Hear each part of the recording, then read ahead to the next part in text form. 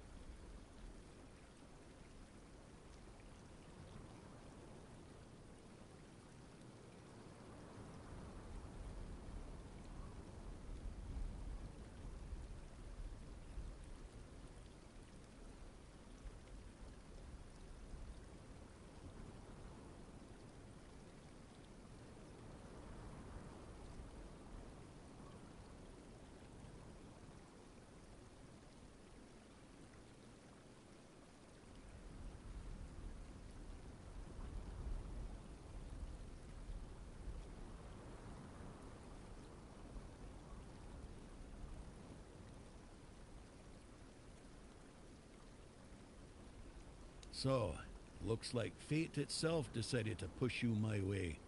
That has to mean something. But Kedrun, that's grim news. He may be blunt as a broken axe, but he's loyal as they come.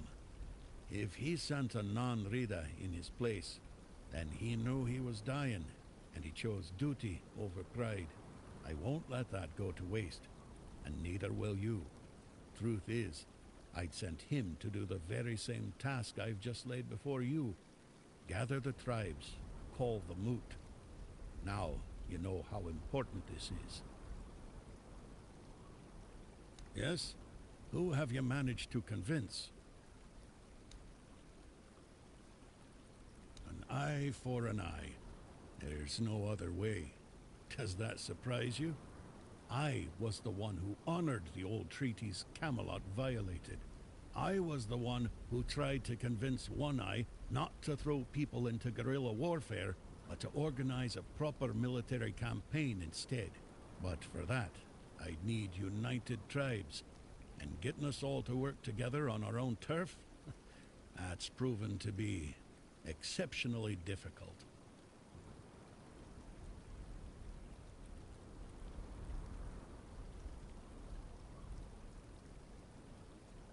As of now, 4. The Volker, the Svein, the Ulfra, and the Toyd. Each one with its role, each one with its problems. The Volker were our berserkers, Mather's chosen warriors, unstoppable in battle. But Mather abandoned them, or so they believe. Now their rage is dulled, and they're slipping into despair. If we don't reignite their spirit, we risk losing them entirely. The Svein are hunters and guardians of something ancient, what they call a god. Forest devilry, if you ask me. Dangerous enough for us to keep our distance. The Ofra are warriors, the best of us. Or they were. They've gone silent. No word from their chieftain, no sign of life near the haunted keep. I fear what might have befallen him. Mages, clever but strange. Their power is real, but their methods, unsettling. They see the world differently. Useful in a fight, but don't expect to understand them. Still, strength is strength, even if it's wrapped in riddles and sparkles. Each tribe carries a part of our legacy. If we are to stand together again, we'll need them all, even the ones who've lost their way.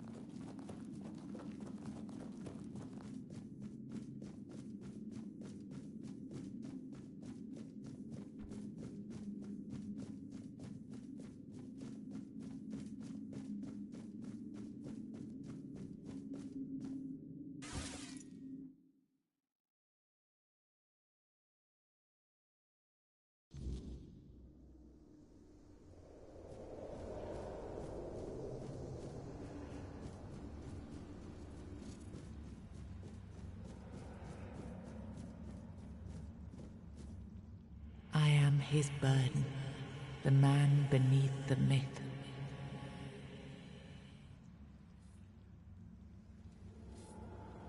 I am the face that time forgot, the name that was never enough.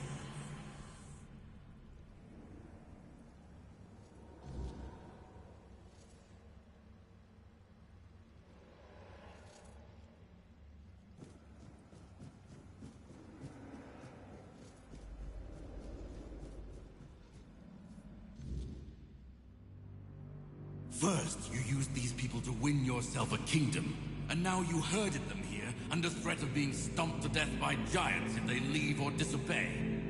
After all that they've gone through, all that they've done, all that they've suffered, this is how you intend to repay them? No kingdom will stand with people like them within its borders. They would have to change their ways. The Del Rita are not ready for this. You know this. You did worse than all of them combined, and you are the one responsible for all they've done so far. They fought for your name and under your banners. Does this mean you're not fit to be a king? Not ready to have a kingdom? I left the heritage of Pendragon behind me. I severed the ties between myself and my tribe. I lost all that tied me to the past when I became king. I set a new path for myself. They are not ready to do that. Bullshit. You forced them to go against their sacred traditions.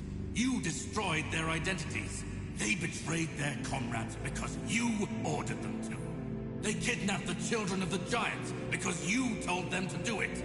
Everything they did was so that you could win this war. And now what?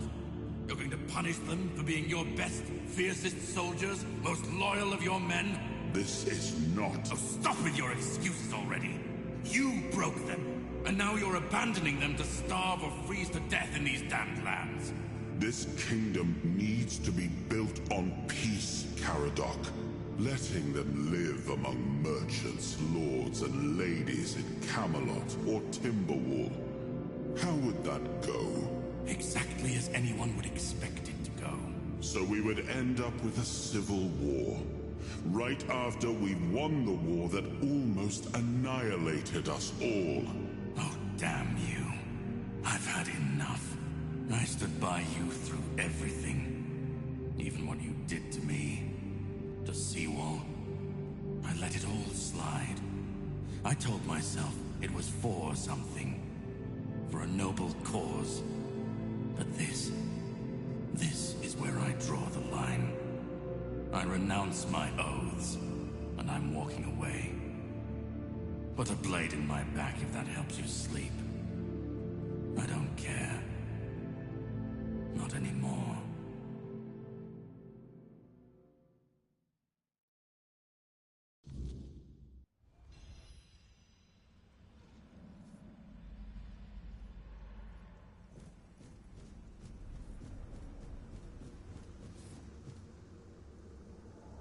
Now I remember it all. I left the best of my people here. I betrayed their loyalty. And for what? Everything.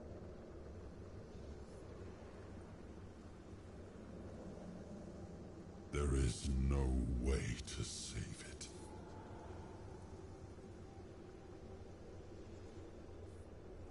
And what if my decision cost them the ability to grow? What if instead of helping them become better, I forced them to stay set in their ways? I may have been right about the diagnosis, but now I see that I could have been wrong about the cure. The tribes helped us win the war. They were fearless and followed every order. They were the most loyal of all. But I left them broken. And after the war, their bloodlust was insatiable. I had to do something. This felt like the only choice.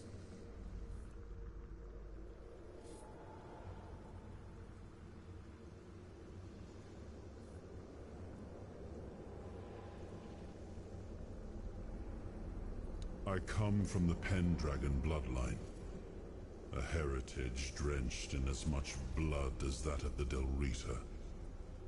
A heritage that pillaged and fought in the homelands for longer than anyone can remember, and unable to build anything that withstood the test of time. I decided to leave it behind me when we won the war against the Four-Dwellers, and built our kingdom on Avalon on stronger foundations. Now we've seen that my bloodline must have been cursed.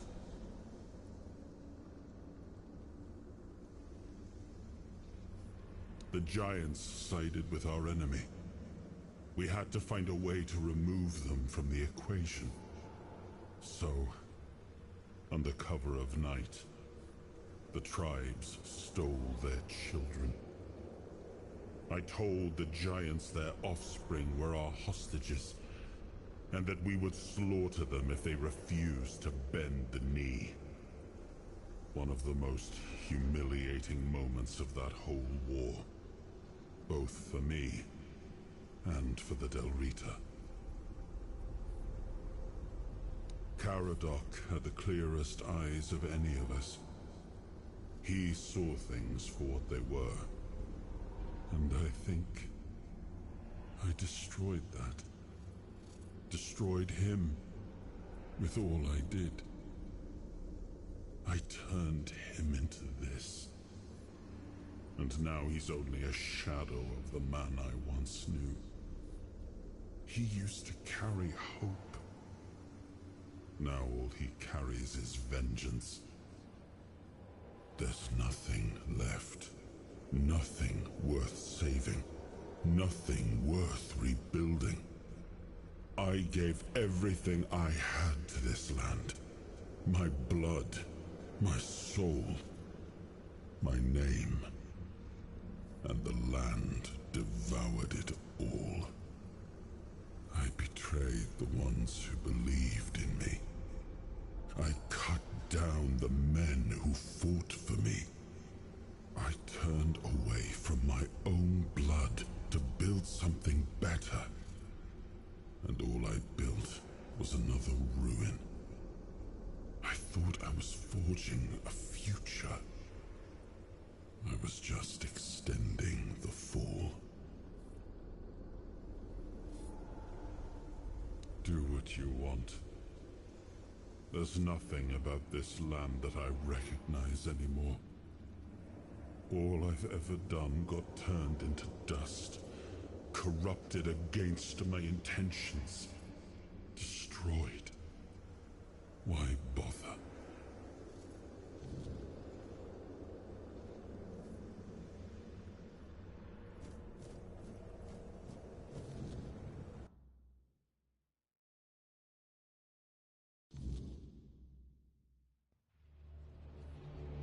Once and future king, you return. Speak your will through the mortal you now inhabit. Is it time for us to awaken?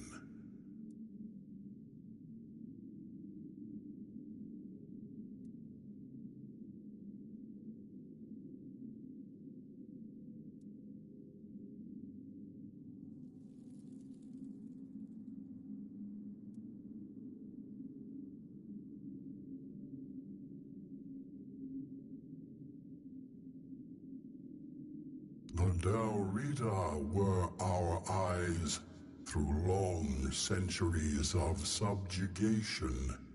We honor their fierce and burning spirits, but we know their rule would be merciless and drenched in blood. The Giants know that bloodshed must be halted. Your will shall be done.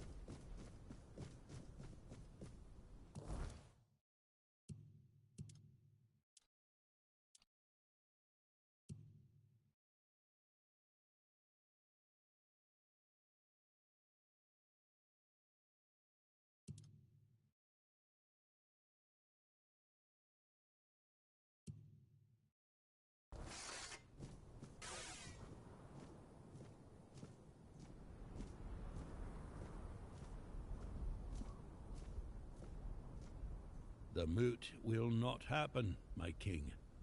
This alone would have sealed our fate.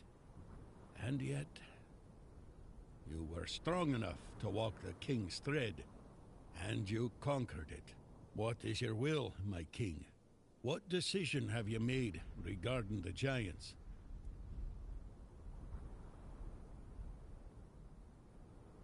So, our war plans were nipped in the bud. Once again our king rises, and once again he takes a stand against the most loyal of his people.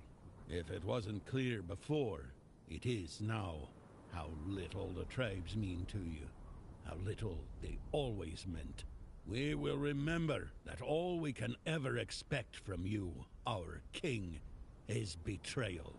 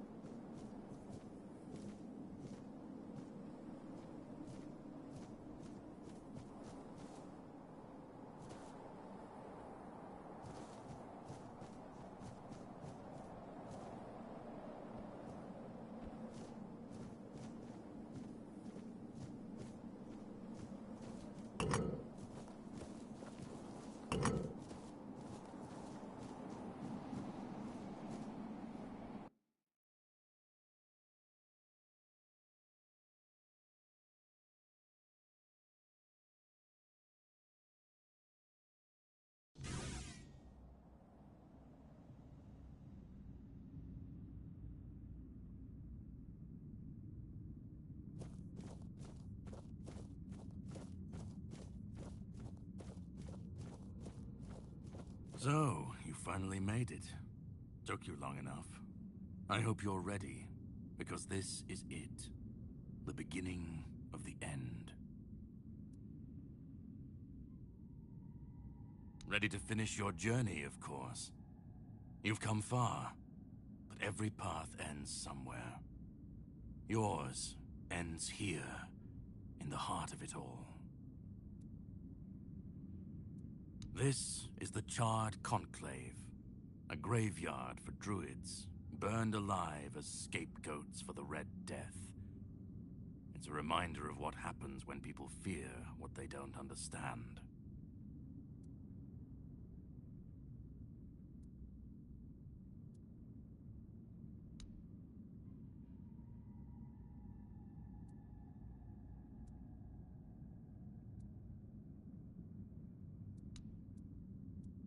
Well, first, you're going to meet my former employer. We don't see eye to eye anymore, but we both realize that our collaboration yields results, as shown by you being here. He'll try to sugarcoat the hard truths I've been telling you from the beginning, spin them differently. Never mind. Why waste time here talking about it when you're just a step from the end? It's best if you just go forth and see for yourself. To greet you, I was once where you are now. A knight with questions, searching for answers. That search led me to this place. And here I found my answers. Now it's your turn. Just remember, this is the point of no return. Once you step through, there's no going back. But if you've come this far, I suppose you already knew that. Go on. He's waiting for you.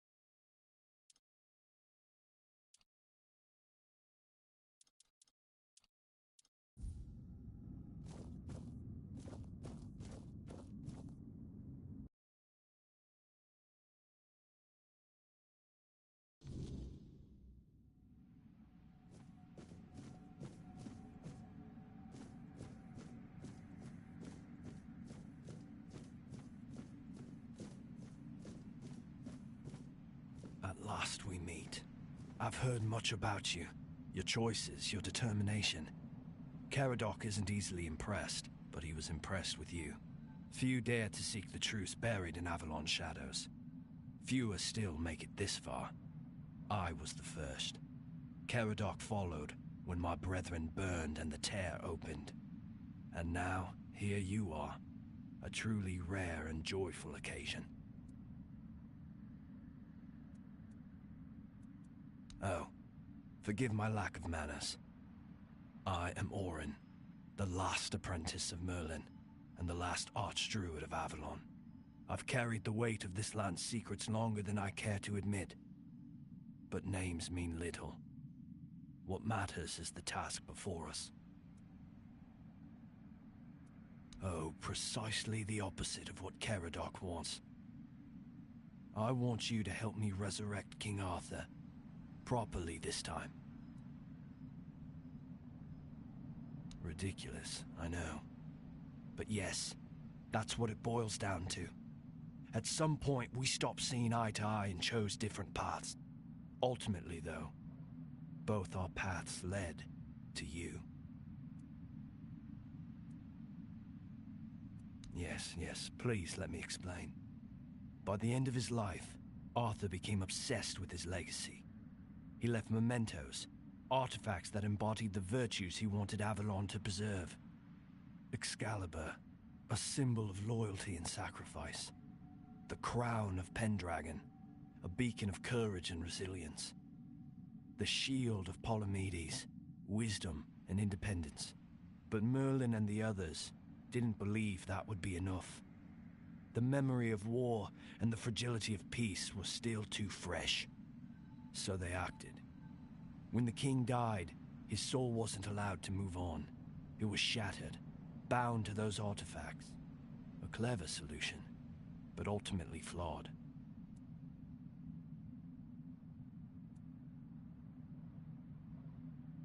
You can't pick and choose with a soul, but that's exactly what Merlin did. He focused on 3 parts of Arthur: his strength, wisdom, and courage. He left out 2 pieces. One, tainted by the Four Dwellers' magic, was deemed too dangerous. The other was his humanity, the most fragile part. Merlin thought compassion and doubt were weaknesses, unfit for a king. Without them, Arthur became hollow. A king with power, but no heart. That way, Avalon's greatest failure was born.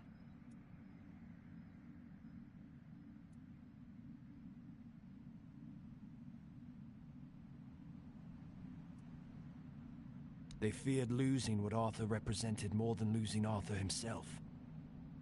They thought the king's essence would endure, if bound to his relics. I tried. And I found his humanity. It's here, bound, kept safe. But the Four Dwellers' aspects was left to drift, untethered between worlds. Finding it needed more than magic. It needed someone like you. The horrors you endured on that island gave you something no one else has. You can move through the weirdness, touch it, and return whole. That's why you found the king's soul, bound it to yourself, and came back.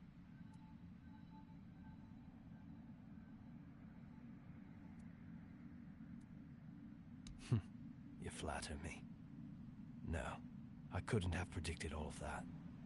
I merely nudged the Red Church in the right direction, and asked Caradoc to assist where I couldn't. I can see you're still doubting me. I want to bring back our king, whole and complete. I want him to lead again and safeguard Avalon's future. It won't. This time, Arthur will be whole. A king must be more than power. He must be human. That balance is what will save Avalon. Because I've seen what happens without him. Weirdness preys on the weak, and the people are too divided to stand against it alone. Arthur is their only hope. Ever they're left without him, without guidance, chaos takes hold. Division festers. You've seen it during your journeys. If things continue this way, Avalon will tear itself apart long before weirdness finishes the job.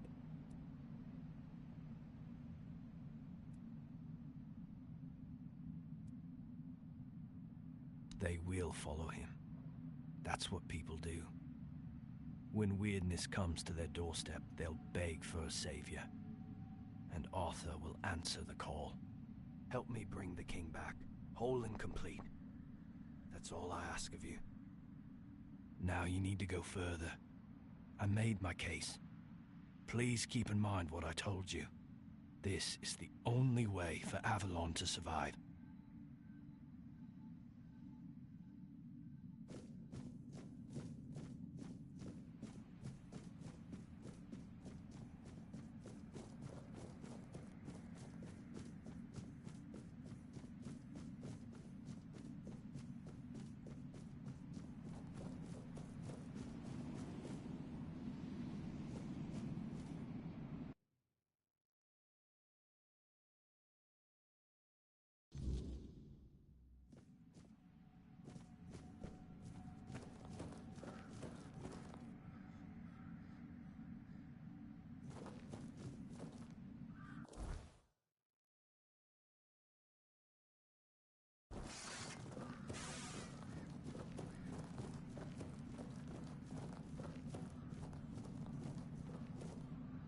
I was there when it all began, when Arthur first set foot on Avalon.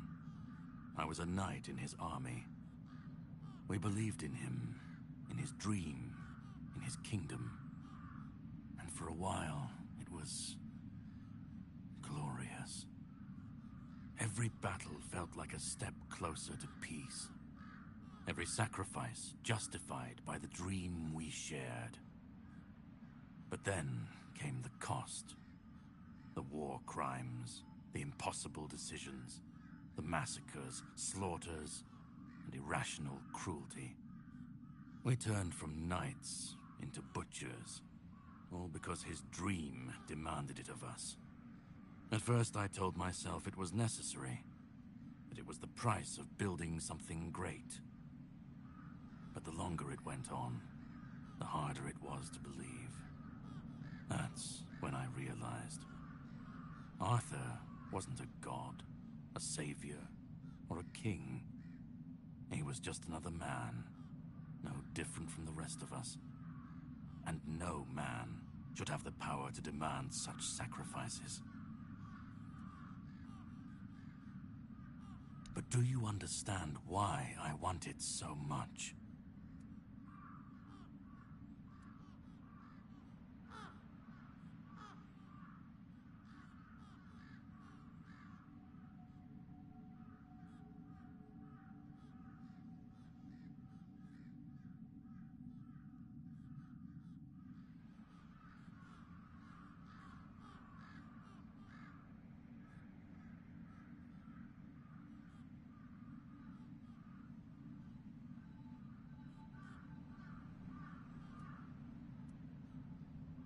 I'd like to believe that after 600 years I've moved past pettiness. You need to understand that people thought, and still think, that he was more than human. But he wasn't. He made mistakes, just like any man. And the cost of those mistakes was always paid for by others. I've seen what happens when people cling to kings and myths. They wait, they follow. They waste their lives on promises that never meant anything. But that's not my problem. I'm not here to fix Avalon or to free anyone. What comes after doesn't matter. Let it all burn. Let it rot. Let it rebuild. I won't be here to see it.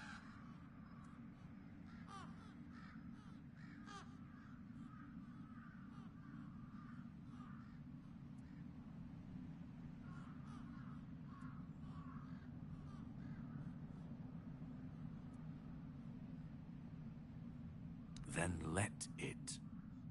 If this world can't stand without a dead king propping it up, maybe it deserves to fall.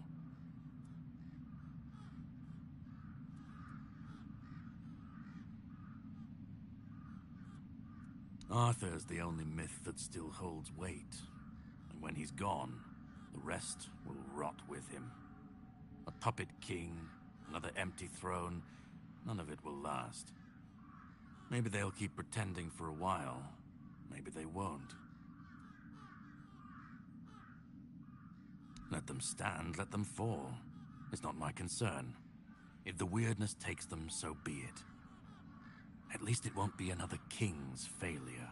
Another lie propping up a dying world. It'll just be what it is.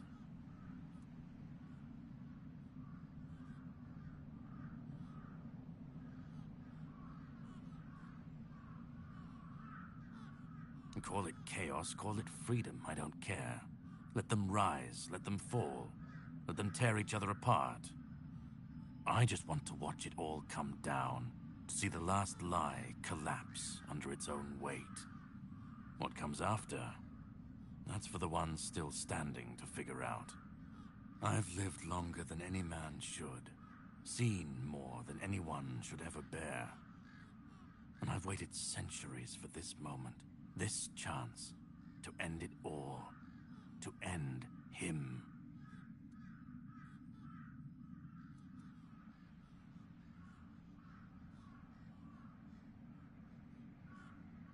Arthur isn't Avalon's hope. He's its curse. He's the chain that keeps it bound to the past, dragging it down no matter how far it tries to climb. We were fools to tamper with forces we didn't understand. Resurrecting Arthur, infusing him with powers of the weirdness. We didn't just bend the natural laws, we shattered them. Such violations of nature's order cannot go unanswered. The bill comes due, sooner or later. Always. This cannot be allowed to continue. Listen, it's taken longer than I ever imagined, but now, here we are. You've done what no one else could, what even I couldn't do.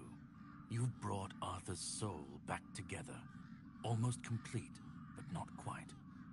And because of you, I can finally finish what I started centuries ago.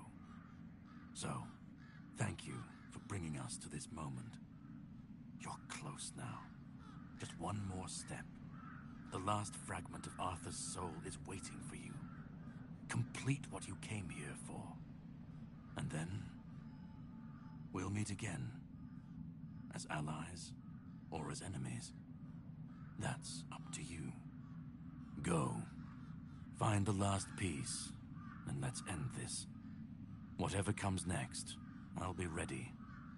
I hope you will be too.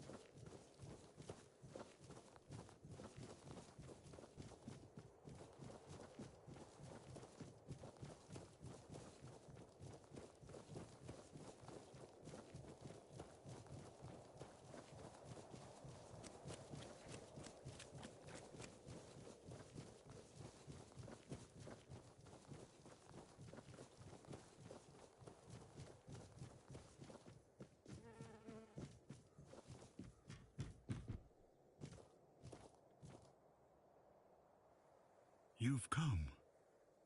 The one who carries what's left of me. Please, don't come any closer. Don't force me to think about coming back again. Just let me finally die.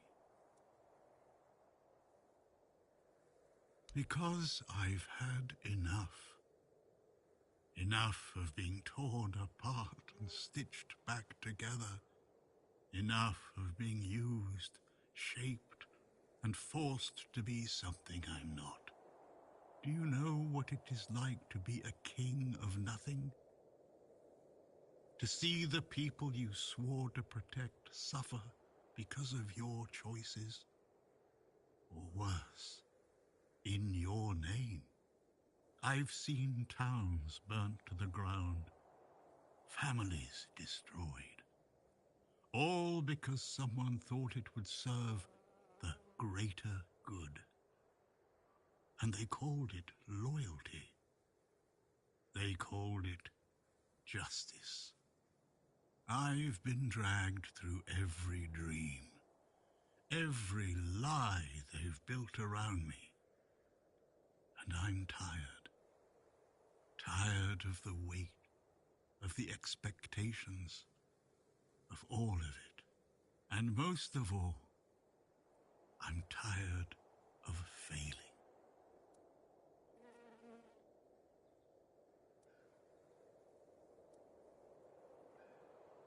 I want release.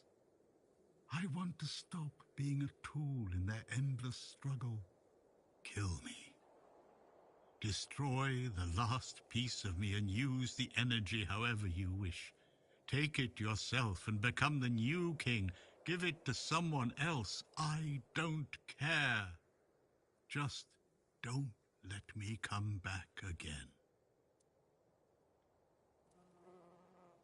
He thinks ending me will free Avalon. But what then? Without an idea, a light to guide them, they'll stumble, lose their way, and turn on each other. People always seek something to follow, something to believe in. Take that away, and they'll tear each other apart trying to find it. Or worse, build something even crueler in its place. Orin wants a king, not me. He doesn't see the broken man behind the myth. He sees a symbol, a weapon to wield against the weirdness. But symbols aren't people. They're empty.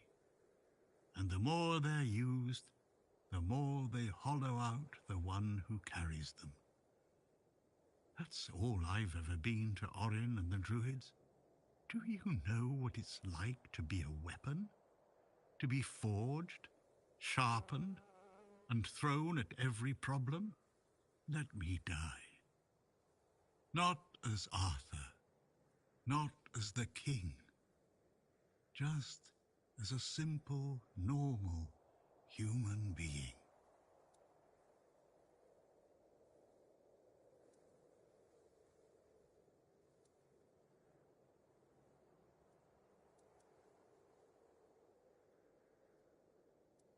Isn't that what you've been doing all along? Carrying what's left of him? You've already taken up the humanity I was meant to represent. Doesn't that prove Arthur doesn't need me anymore?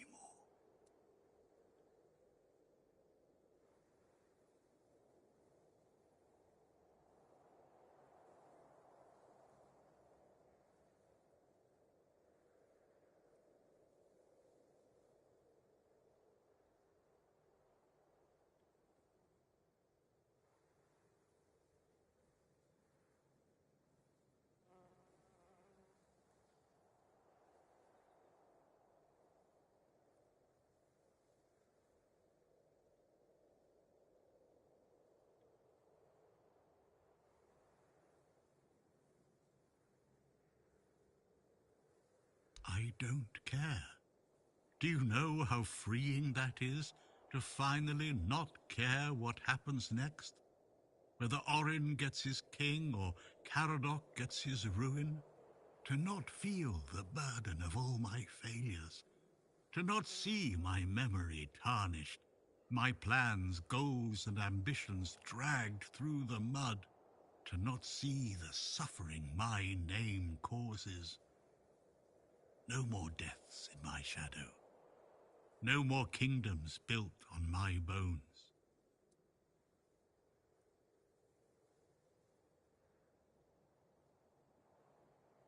Another way? There's always another way, isn't there? Another cycle, another resurrection, another lie to keep the world spinning. But please, not for me. Not anymore. I've had enough. I don't want another chance. I want this to be over. Do what you think is right. That's all I can tell you, because whatever you decide, it will finally be your choice. Not mine. Not theirs. And that's the only thing I've ever wanted. You hold the choice. I don't care who you side with. Orin, Caradoc, or no one at all. You have all of my soul. Use it. Take it for yourself. Or give it to someone else. I don't even want to know. Do what you will with it. Just let me go. Let me finally rest. Let me die. Please.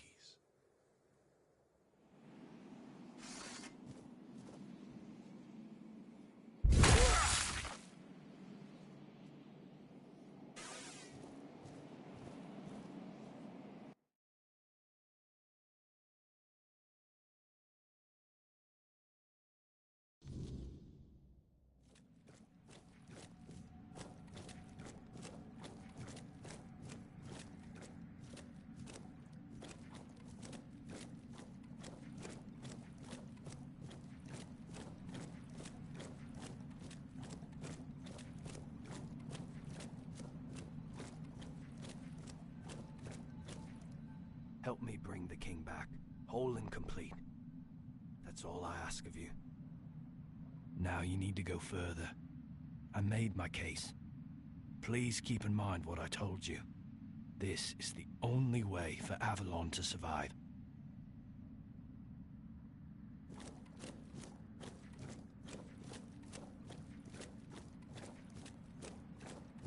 Go on. He's waiting for you.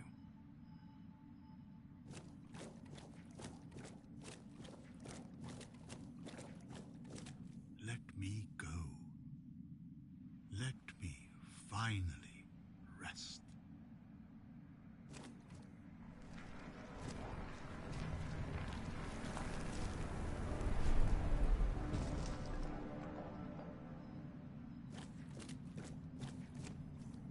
You carried a dying king across the bones of a dying world. Now you stand before what started it all. An idea. I am the reason there must be an ending. I do not guide. I do not judge. I exist so that something can be chosen. I do not offer meaning. I require that one be made. You have brought all things to their conclusion. Now, decide what must remain. Choose, and let the shape of the world follow.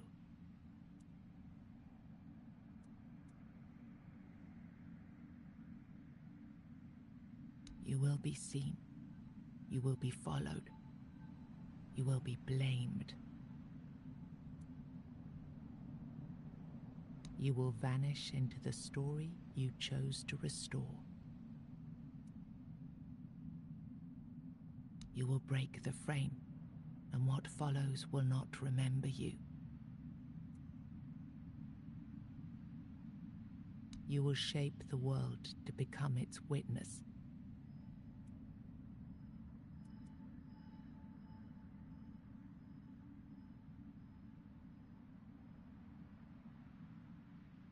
Then the idea shall be claimed, its shape worn, its burden made yours. But first, you have to bring silence to what refuses to be forgotten. If this is what you want, then take it, my friend. But promise me you will learn from my mistakes.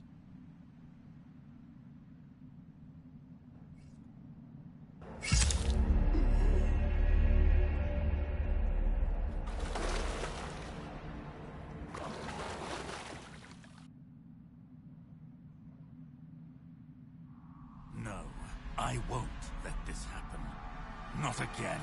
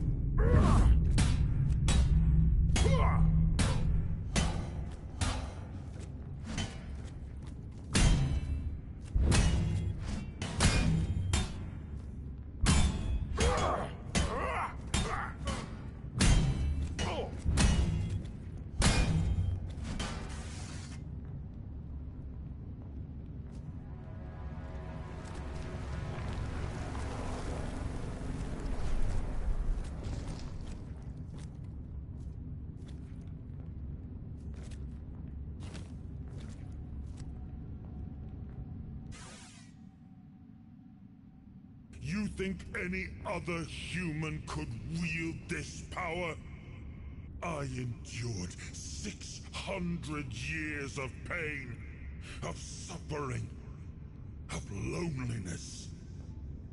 I made the sacrifices, me! And now you think you can take it from me? The hubris. No. I reject your claim. I will reforge Avalon. Perfect this time.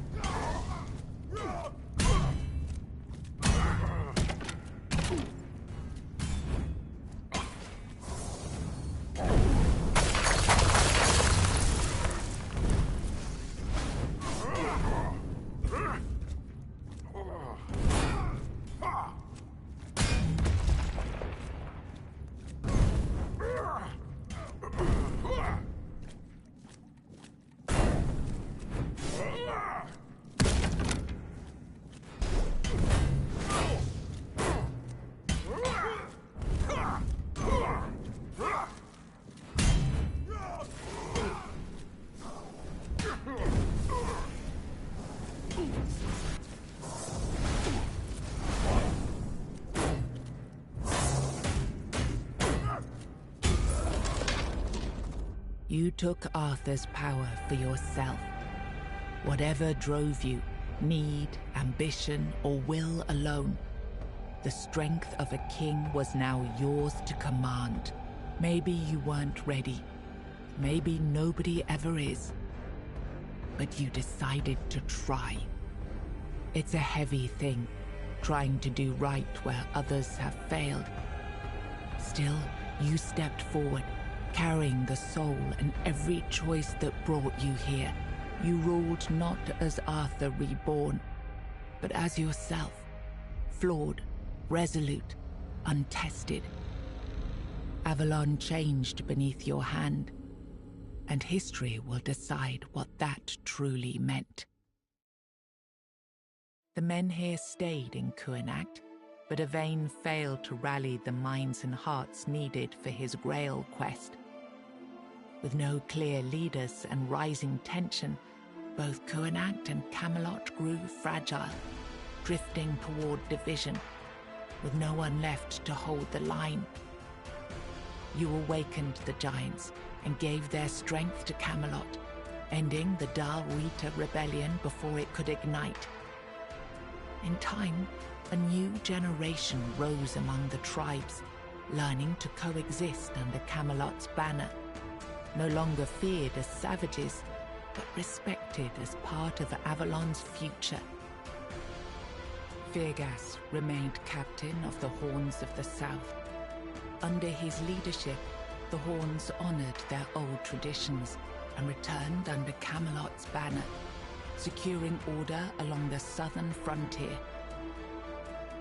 Nianta left Kuanacht with Yvain, and her fate remained unknown. Yet among the people she once served, tales of her devotion and courage endured, and her name was remembered with respect. Maggott chose to remain in Kuanak, and the people stayed with him. Over time, they grew to trust him and often sought his wisdom. In time, he took on an apprentice, planting the first seeds of a new druidic tradition. Urfre left Kuanak alongside Yvain, despite concerns about his age. His fate remained unknown, but the people admired him for finding purpose at the end of his life, and spoke of him with lasting respect. Killian served as quartermaster of the Horns of the South, until one night his thirst for blood drove him to murder a fellow keeper. He was caught in the act and brought to a swift end.